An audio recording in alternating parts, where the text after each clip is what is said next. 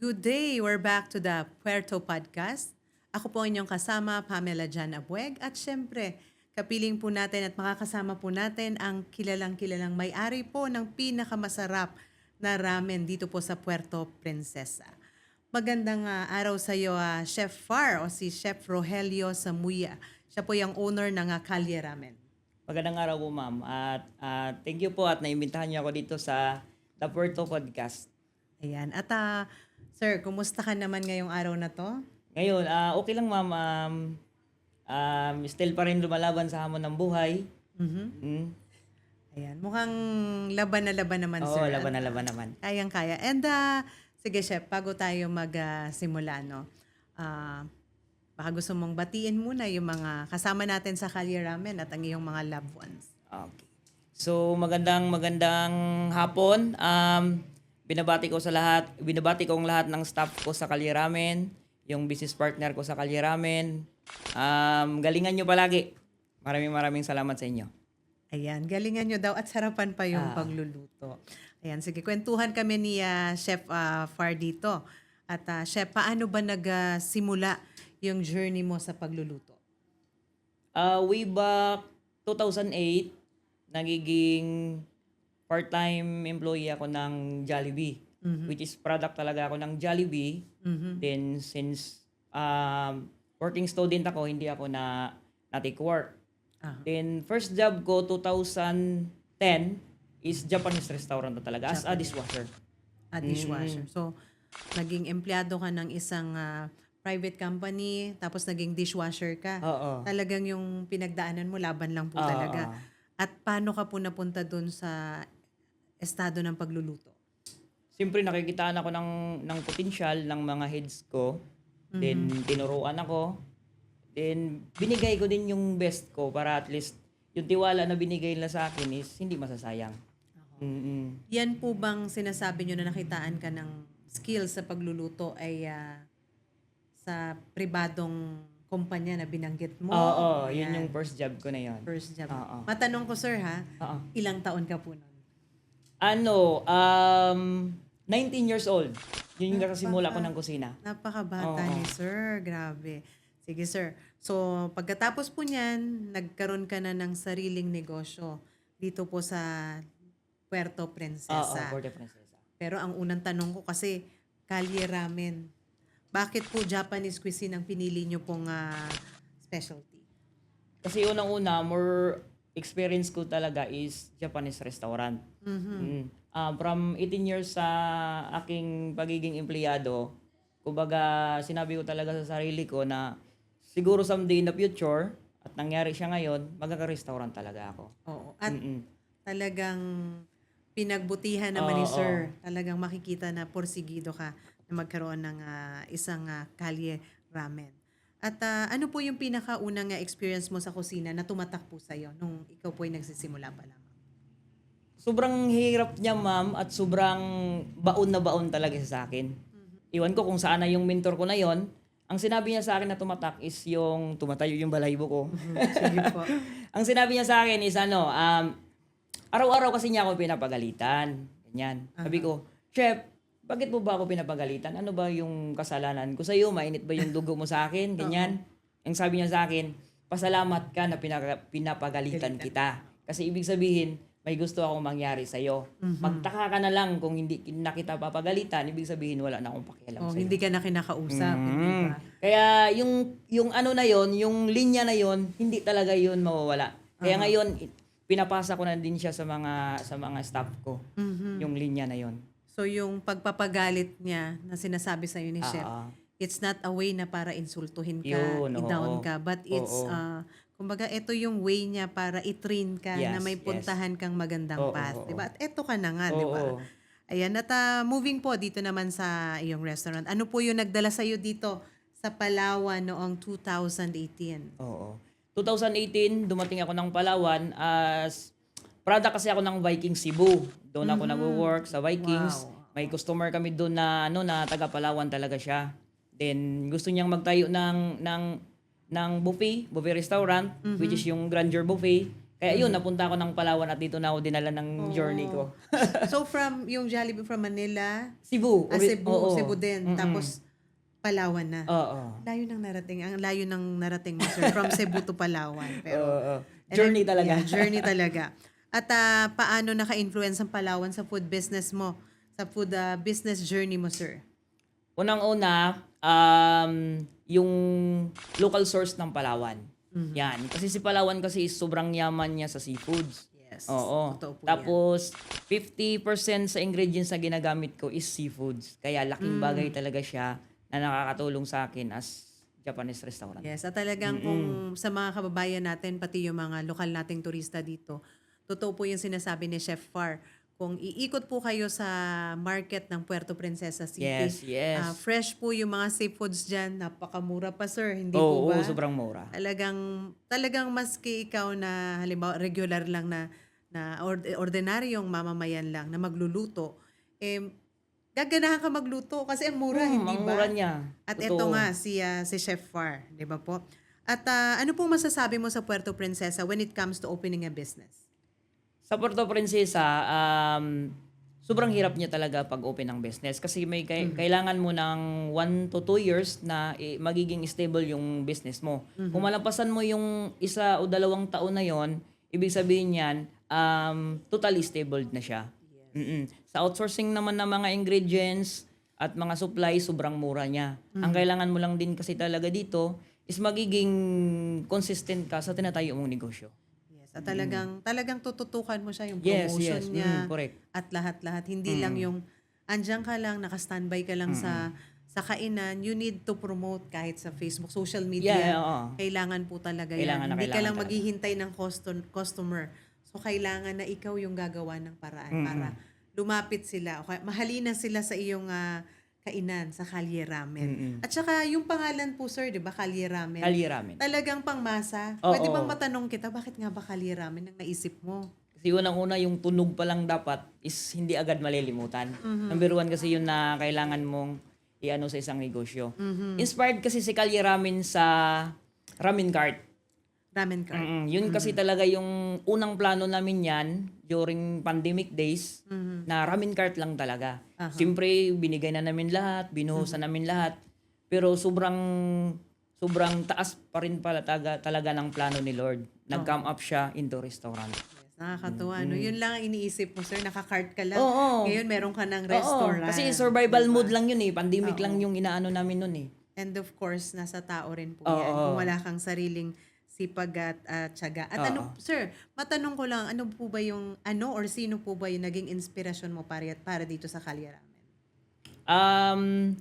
Pandemic, nagsisimula si Kalye Ramen ang online selling. Online selling. Online selling lang siya that time. Then, sobrang hirap ng buhay. Siyempre, walang trabaho. Ang restaurant na pinagtatrabahuan ko, nagsasara. Kaya trinay ko ang online selling that time. Aha. Sobrang ganda niya nang naihatid niya sa amin, ma'am. Pumatok naman. Kasi bakit, ano siya eh, may chance kami na ipapakilala yung product namin. Kasi kung walang pandemic that time, walang bibili sa akin. Kasi unang-una, hindi ako kilala dito. Yes. Then, walang magtitiwala kasi online ka lang. Kaya, para sa akin, nagiging maganda ang hatid ng pandemic. Ano siya, sir, yung kumbaga pandemic kasi very challenging siya, pero talagang ikaw po ay nagpursige pa, no? At yun na po ba yung pinakamahirap mong pinagdaanan, yung naisip mo pagdating dito, mag-online ka na lang muna, tapos pumatok, nakaya naman po ng pangmatagalan hanggang Oo, sa... nakaya na siya. Ang pinakauna nun is, sa amin lang is makasurvive kaming mag-asawa kung ano talaga yung kakahinatnan. Kasi wala talaga eh. Lockdown talaga, sobrang hirap na ng buhay namin that time. Tapos, may nakilala akong isang business partner, yung nurse ng co-op, nagbigay sa amin ng 15,000. As in, 15,000 lang. Cash na po yun talagang. Yun yung pinapaikot namin at napalago namin ng ganito. Kaya po, nakapagsimula kayo ng career namin. At yung nabanggit po ninyong business partner ninyo ay Puerto Princesa, Local talaga na taga dito. local na taga Puerto. Kaya hindi ka lang talaga, sir, mahalina sa seafoods, pati po yung, kumbaga makakamba-kamba ka sa Puerto Princesa, Yes, Palawan. oo. Kasi napakababait ng mga Oo, tao. yung tao Very, talaga. very peaceful po Oo, very ang peaceful. Puerto Princesa. So sa usapan naman po ng ating eto nag-online po kayo. Ano po yung nag-motivate sa para magbukas ng physical store ito ng restaurant mo na nung March 2022? Yung ano na ma'am, yung load na ng customers, yung may mga suki na kasi kami na, uy, mag-ano ka na, magtayo ka na Magtayo ng na ng store. store. Siyempre, that time hindi pa namin kaya.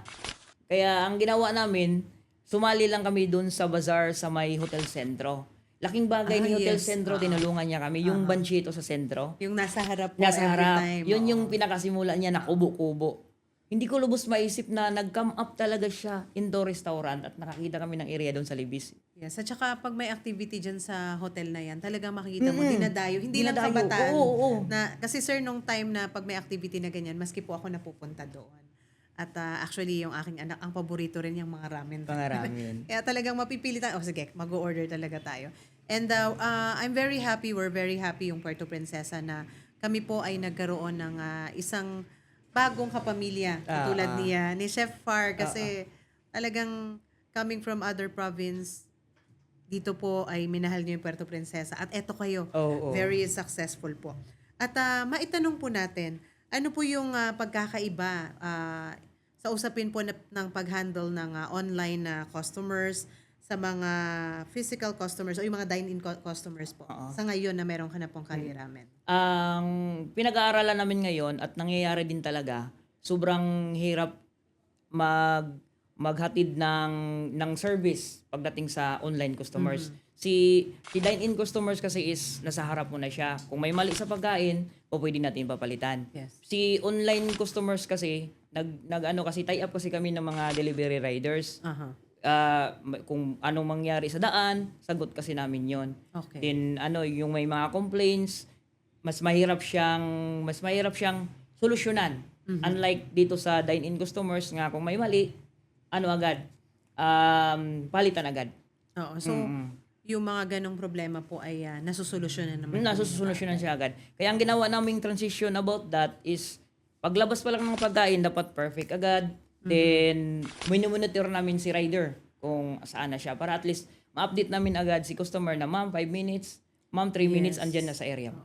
Kasi minsan hindi po natin maiwasan mga kababayan natin, for example, order ng pagkain, pag medyo malayo yung lugar, tapos matatagalan ng biyahe pagdating. Oo, lalo na pag umuulan. Yes, pag umuulan pala, yan isa rin po sa mga struggle ng mga driver natin, no, na ihahatid, hindi agad maihatid. Minsan, pag hindi maganda yung daan, ako, nabubuhos, nababawasan ng sabaw. But maganda po yung ginagawa nyo, Chef Far, na ginagawa nyo ng solusyon kung sakaling may kaunting problemang naihahatid po sa inyo.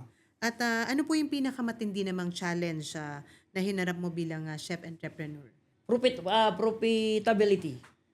Gusto kong maglabas ng pagkain, gusto kong gumawa ng something na pagkain na papatok sa masa, pero ang iniisip ko is paano siya kikita. Sobrang hirap siya kasi unang-una yun, food cost kasi yun siya ma'am. I-stocking ka, ganito, ganyan din. In the future pala, in the long run, may expire lang at hindi magiging patok. Oo. Saka syempre, ang una nating iisipin pag sinabi niyong ganun pag naglabas ka ng pera na gagastusin mo for it, is mababawi mo. Oo. Diba na? At kailangan po, katulad nung binabanggit natin, yung iyong Kali Ramen, napaka-affordable po. Dapat pang masa talaga. Oo. Kaya ang ginagawa ko ngayon, gumawa ako ng ibang twist. Gumagawa muna ako ng weekly special. Si Kali Ramen may weekly special yan siya. Maganda po Kung yan.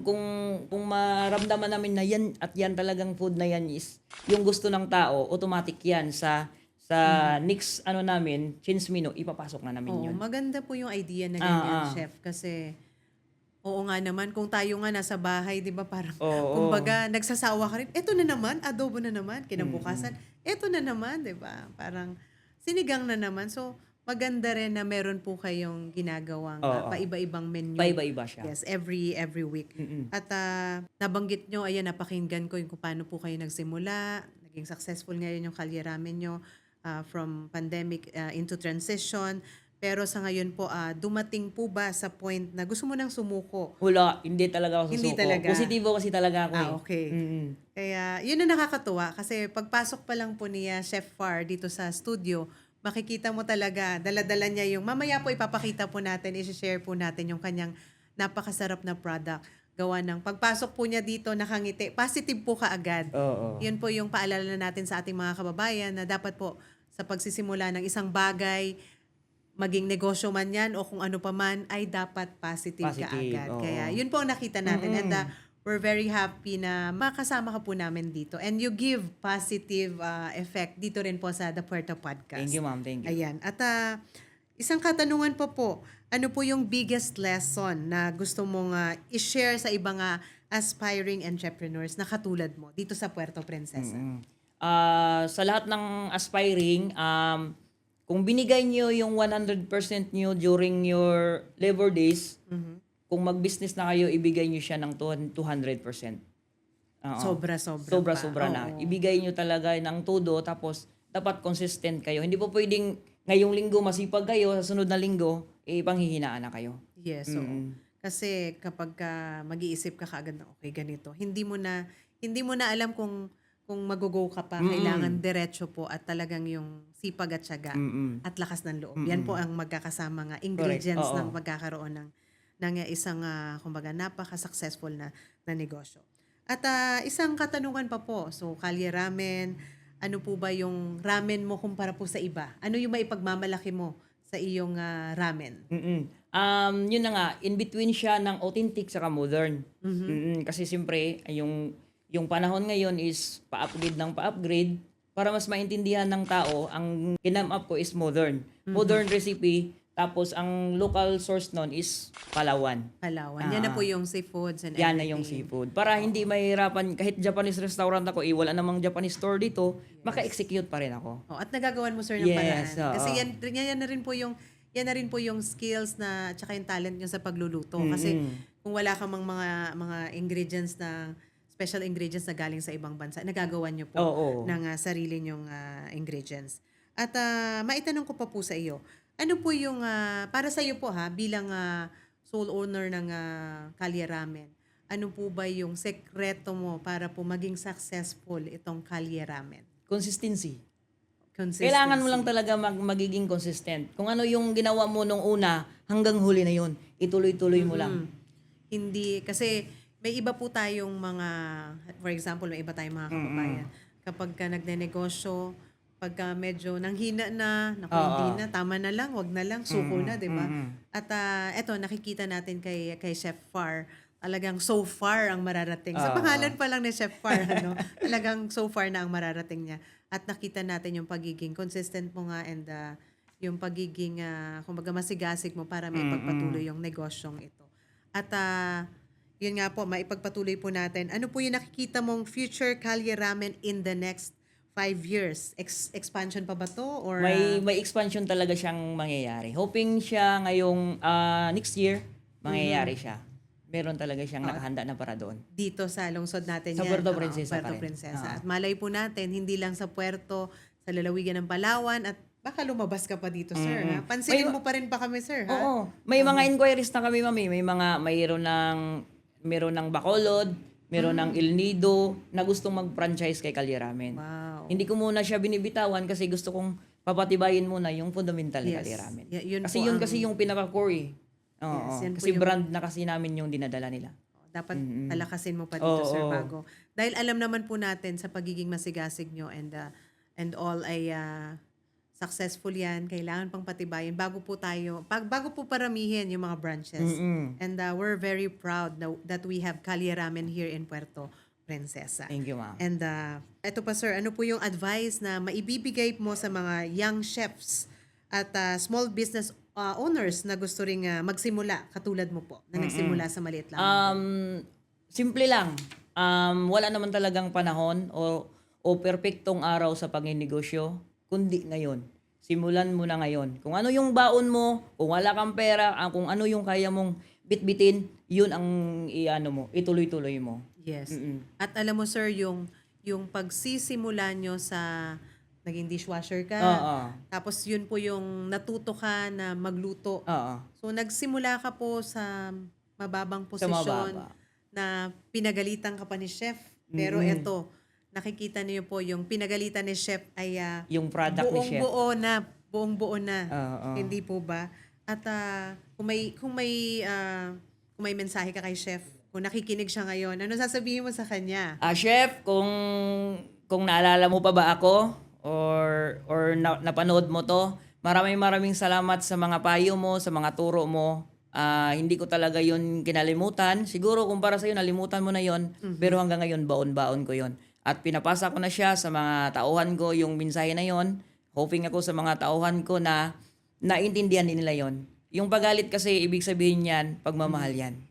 Ayan. So, pagmamahal at saka syempre minomold ka into a better person. Katulad ni Chef, ayan. So nagsimula nga siya mag-dishwash nagsimula ka maging empleyado ng isang private company na kainan. Tapos naging dishwasher. Ngayon, lagi daw siyang sinisigawan, pinapagalitan, pero here is Chef Far. Kung titingnan nyo naman, 'di ba? Talagang kung titingnan mo siya, the previous chef has molded you into a better person, Yes. into a better and best successful chef. Ayan na po si Chef Far ng Kalye Ramen. At Chef Far, kung may isang ramen na pwede mong kainin araw-araw, ano po yun at bakit? Siyempre, yung signature Kalye Ramen namin. Kasi flavor siya ng struggles, ng hard work, tsaka ng success. Ayan. Pwede bang... May halintulad ko talaga si signature Kalye Ramen namin doon. Ayan. So, nabanggit kanina ni Chef yung kanilang signature Kalye Ramen, yung ramen po ninyo. Ayan, gusto lang nating ipakita. Ito po ba, Chef Far? Pakita lang po natin. Hahawakan ko po, no? Bahagyang hahawakan ko para makita ng ating mga kababayan. So, ito po yung signature ramen ng Kalye Ramen. So, ano po ba yung mga ingredients nyo dito na nagpasarap Yan. dito? Unang-una, ma'am, may ginawa kami diyang na base. Yun yung fundamental base na meron si Kalye Ramen. Siya yung base na wala sa ibang ramen shop. Tapos siya yung base na nagbibigay buhay sa isang broth na meron si Kalye Ramen. Si Kalye Ramen naman is composed siya ng tempura, tapos may chashu siya, tapos may mga veggies na din siya. Tapos a little bit spicy yung flavor niya para ibabalansi lahat ng ingredients na meron Ano siya. po yung mga nakikita ko dito na mga ingredients? Like ito po, ano po siya? Bean sprout. Bean sprout? Oo, tapos yung isa naman is mushroom, which is tinatawag namin kikuragi. Then ito na yung signature base natin, ito yung pula. Okay. Tapos ito yung chashu natin, yung meat. Chashu. Yan, tapos ito yung si Naruto. Ayan. Aside niyan, may signature oil po? pa kami. Naruto. Naruto. Ayan. Aside At saka- niyan, may signature oil pa kaming nilalagay. Ayan. So, secret na lang syempre ni Chef Mario. So, gusto nyo bang matikman? Kung gusto nyo pong matikman, pumasyal na po kayo sa Kalye Ramen. Talagang napakasarap at saka napakarami po nito. Kung talagang gutom na gutom ka, talagang yung gutom mo ay bubusogin ka ng Masusold ramen talaga. na to. Talagang sold na sold ka. At ito naman po ay ang tempura. Ayan po. Ito ang tempura. Naku, sa tingin ko lang po napakasarap po. No? So dito po may mga ingredients din po kayong espesyal para balik-balikan ng tao. Ang pinakasikreto niyan is kahit mag 30 minutes, hindi siya magsasagi. Crispy pa rin talaga Oo siya. nga, kung titingnan ko nga po, no, ito po, kung titingnan ko po ay hindi po siya, kumbaga hindi siya sagi na, no. Oo, medyo ano pa rin po siya, medyo crunchy pa rin po siya, Yan. mga kababayan. Ayan. At mamaya po, titikman natin yan para papatunayan po namin sa inyo na masarap po ang mga mga products po ni Kalye Ramen. At ito po, naku, ang haba pala nitong, pakita po natin, ayan. Ito naman po, ano pong tawag dito, Chef Tinatawag Bar? namin siyang mini sapuro. Mini Sapuro. So, ano Small po yung- version siya ng sapuro. May malaki pa niyan. may malaki pa. Kaya ginawa namin siyang mini kasi small version siya. Okay. So, ito po ay good for ilang tao yung ganito po? Good for 6 persons. For 6 persons. So, ano po yung mga flavors na nandirito? Yan. Si mini sapuro is composed siya ng 4 na rolls. May California maki, may mango cheese, Mango may cheese. tikka maki, at yung signature namin, chef special roll. Ito yon yung signature. Ayan, yung nasa taas po. Ayan, pakita ko muna. Ito po. Yan. Yan, ito po yung kanilang signature na pinapakita niyang product. And, syempre, babalik-balikan din dahil sa mga special ingredients. And, except dyan sa special ingredients na binabangkit ni ni Chef Far, syempre yung love, yung Yes, pagmamahal yes. po.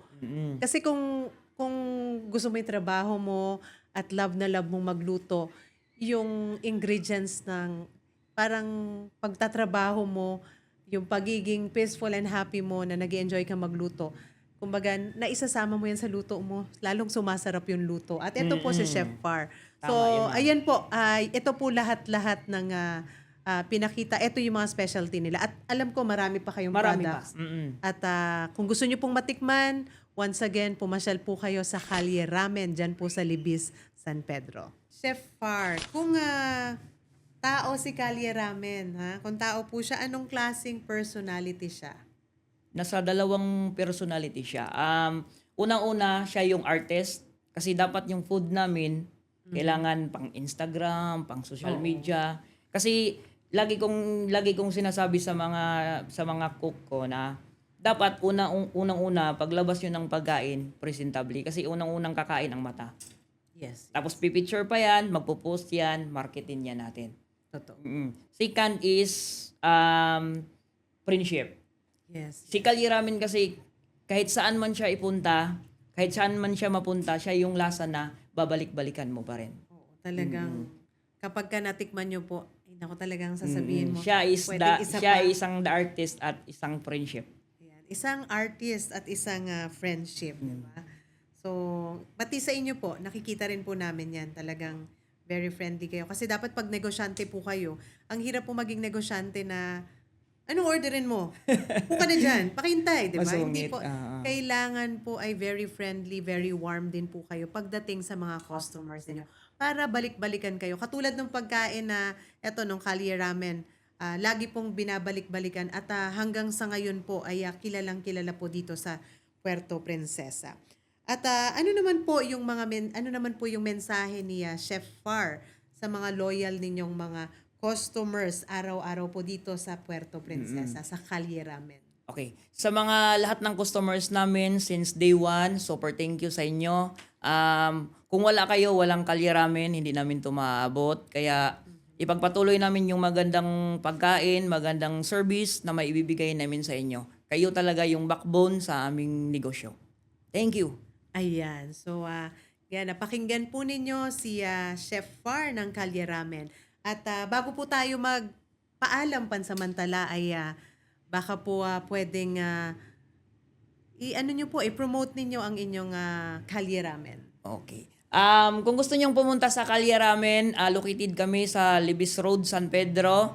1 kilometer siya galing highway, galing sa Shell. Tapos po pwede nyo din kaming bisitahin sa aming Facebook page, Kalye Ramen and Sushi Bar. Then pwede nyo kaming kontakin sa contact number na 0935-681-9387. Maraming salamat sa inyo. Kita-kits tayo doon. Ayan. At maraming salamat din sa iyo, Chef Far, sa pagpapaunlak po sa ating imbitasyon sa inyo para makapiling po namin ang bago nating kapamilya sa Puerto Princesa. Once again po, si Chef Far o kilala po bilang Rogelio Samuya. Maraming salamat po at once again, Pamela Jan Abueg, The Puerto Podcast.